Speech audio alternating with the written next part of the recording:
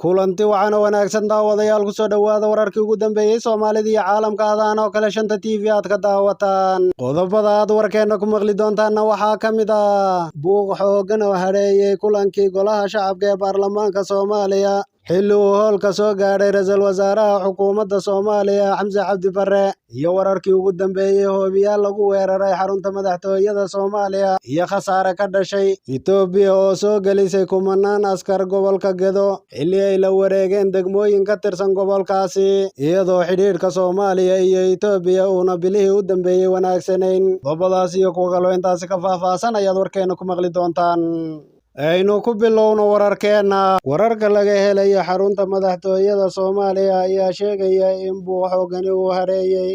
kulankii baarlamaanka Soomaaliya oo maanta ajandihiisu ahaa meelmarinta xubnaha golaha wasiirada xukuumadda Soomaaliya buuqan ayaa waxaa sameeyay xildhibaano ka soo horjeeda in codka kalsoonida loo qaado golaha wasiirada magacaaban waxayna arrintaasi ku soo beegantay markii uu hoolka soo galay ra'iisul wasaare Xamse Cabdi Barre oo doonayay inuu baarlamaanka ka dalbado ansixinta xukuumaddiisa muuqaal lagu baahiyey baraha bulshada ayaa la arkayay ciidamo gudaha u galay xarunta kuwaasi oo isku dayaya inay xaaladda dejiyaan guddoomiyaha golaha shacabka Aadan Madoobe oo la hadlay xildhibaanada ayaa sheegay in la ansixinayo xukuumadda wuxuuna faray in xarunta laga saarayo xildhibaanada buuqa sameeya oo iyagu ku doodaya inay wadaan mooshin ka dhana xukuumadda cusub ee ra'iisul wasaare Xamse arrintani ayaa la xidhiidha tabashooyin ay xildhibaanada qaar ka muujinayaan dhismaha xukuumadda cusub ee uu maalmo ka hor ku dhawaaqay ra'iisul wasaare Xamse Cabdi Barre dhanka kale aynu eegno bal wararkii ugu dambeeyay hoobiyaal lagu weeraray xarunta madaxtooyada Soomaaliya faahfaahinno dheeraad ah ayaa ka soo baxaya weerar maanta loo adeegsaday madaafiic oo maanta lagu qaaday agagaarka xarunta madaxtooyada ee magaalada Muqdisho kaasi oo sababay khasaare kala duwan ilo wareedyo dadka deegaanka ayaa sheegaya inay hoobiyayaashu ay gaadhayaan ilaa iyo 5 madfac ay ku dhaceen xaafado ku dhow xarunta madaxtooyada ee Villa Soomaaliya wararka ayaa sheegaya in dad shacab ah ay waxyeello ka soo gaadhay hoobiyayaashaas oo ku dhacay guryahooda mana jiro wax hadal ah oo ka soo baxay saraakiisha ciidamada ammaanka sidoo kalena wararka ayaa intaasi ku sii daraya in madaafiicda laga soo tuuray dhanka degmada Hodan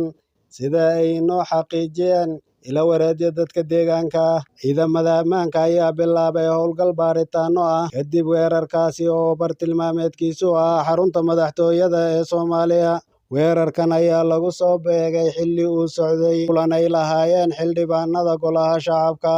kaasi oo lagu ansixinayo golaha wasiirada cusub ee xukuumadda Soomaaliya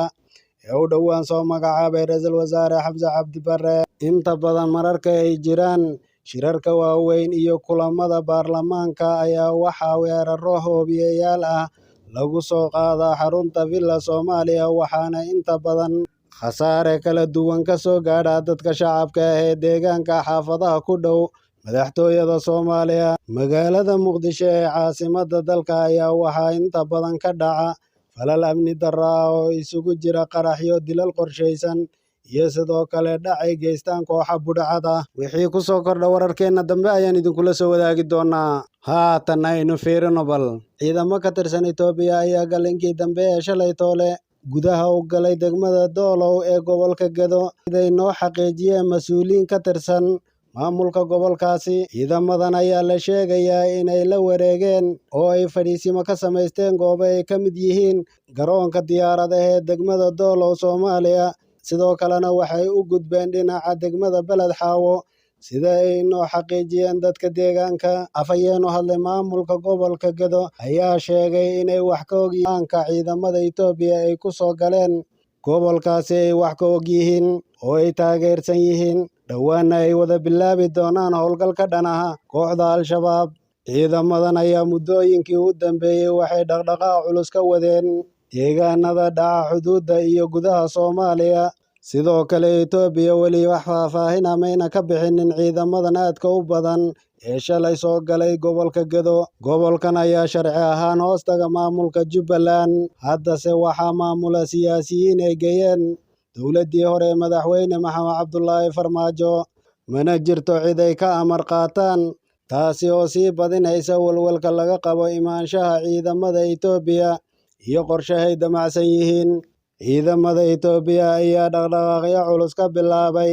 gobollada Baay-Bakool iyo Hiiraan, waxaana la sheegayaa inuu qorshahoodu uu yahay inay Al-shabaab ka sifeeyaan deegaanada dhaca xuduudda Soomaaliya iyo Itoobiya. Wufuud ka socota dowladda Itoobiya ayaa toddobaadyadii hore loo kala diray magaalooyinka Beledweyne, Hargeysa iyo Baydhabo si ay maamulada halkaasi ka jira ugu qanciyaan qorshahooda la dagaalanka Al-shabaab. Dhinaca kale, madaxweynaha Koonfur Galbeed Cabdicasiis Laftagareen oo diyaarad ciidan Jimcihii looga qaaday magaalada Baydhabo ayaa gaadhay magaalooyin ay ugu horeeyaan Goday oo ka tirsan dowlad-deegaanka Soomaalida. Waxa ugu weyn ee ay ka wada hadli doonaanna waa gulufka dagaal ee Al-shabaab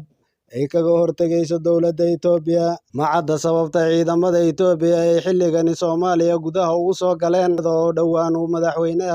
iyadoo dhowaan madaxweynaha dowlad-deegaanka Soomaalida Mustafa Cagjar uu sheegay inay ciidamadoodu difaac ka samaysanayaan gudaha Soomaaliya.